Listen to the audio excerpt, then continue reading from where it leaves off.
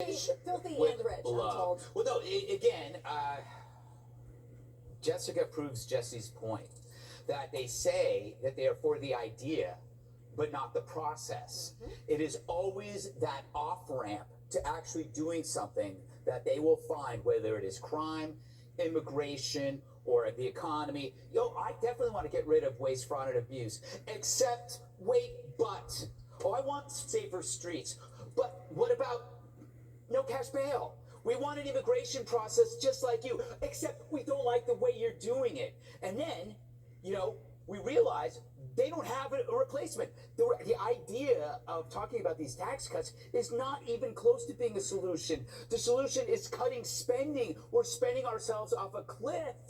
And you're saying we need to raise taxes. Why? Because you know you can't cut spending. You want to raise taxes because you know you will never, ever cut spending. We just want to go back to 5 years ago. That's all we want. Can't we just have a budget from 5 years ago? That's not too bad, pre-COVID. Why can't we do that? You guys. All right. I want to go back to the front part of this segment where these Democrats were pushing the bad things that happened because of Doge, that there were crimes committed. Okay, let's compare their predictions to the other side's predictions. We sat here and predicted the border crisis. They didn't. They mocked us. We predicted the trans issue. We knew this was going to be a big deal. They didn't. They called us transphobic. We knew that there was going to be a Ferguson effect after George Floyd. They said, no, crime was getting better. They were wrong. Joe Biden's unwellness, Kamala's incompetence. We were the ones that when we made predictions, because of our filter, were correct. Compare that to the other side. Nothing that they predict, which is always existential, apocryphal, delusional, never happens, right? What did they say? Threat to democracy. The planet's going to end. The laptop is fake. Russians are behind this. None of that panned out. And now, what they're saying about Doge, they're saying, oh my God, people are going to starve. So they were actually taking the debt. No, oh my God. Let me finish for once. Overweight. You have my point being is you've lost the right for people to believe your hypothetical fantasies because they're never right. And you're willing to take the debt crisis and crush it under another fantasy. We don't believe you. And guess what? We don't have reason to believe you. And you brought up the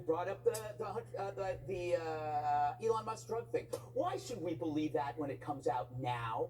Do you think, using your what if this happened or what if he came out in support of Biden? We never would have heard about the ketamine, but he's pro-Trump, and now you're talking about the ketamine. He's having an impact as a public servant on America. Now you bring up the ketamine. You know what's funny? This guy is doing nothing but service. He's getting nothing out of this. That used to be a Democrat.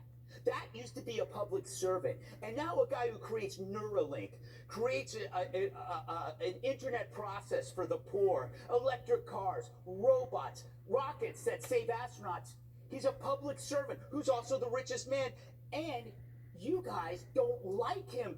He's exactly what a Democrat used to be, a public servant. But now you only serve yourselves. You're like, what can I get out of this? And if we use identity politics, we can get everybody to declare what they want from somebody else. It becomes an attack over a finite pie when he just wants to expand it.